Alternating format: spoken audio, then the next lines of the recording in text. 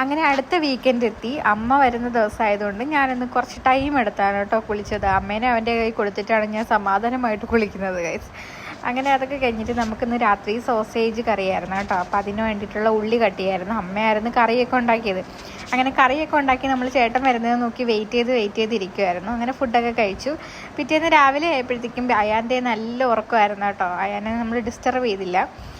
അങ്ങനെ രാവിലെ എണീറ്റ് അമ്മയ്ക്ക് ഇതേ കുറച്ച് ആൾട്ടറിങ് പരിപാടിയൊക്കെ ഉണ്ടായിരുന്നു. ഡ്രസ്സൊക്കെ വണ്ണം കൂടി, അമ്മ വണ്ണം കുറഞ്ഞു എന്നൊക്കെ പറഞ്ഞിട്ട് ഇരിക്കുന്നുണ്ടായിരുന്നു. അങ്ങനെ അമ്മ അതൊക്കെ ചെയ്തുകൊണ്ടിരിക്കുകയാണ് കേട്ടോ. അപ്പം ഞാൻ അമ്മ മീൻകറി വെച്ച് തന്നു. ബാക്കിയൊക്കെ ഞാൻ പെട്ടെന്ന് റെഡിയാക്കി കേട്ടോ. പിന്നെ നമ്മുടെ കിച്ചൺ ടവലൊക്കെ ഇന്ന് കഴുകാനുണ്ടായിരുന്നു. അങ്ങനെ അതൊക്കെ കഴുകണമായിരുന്നു.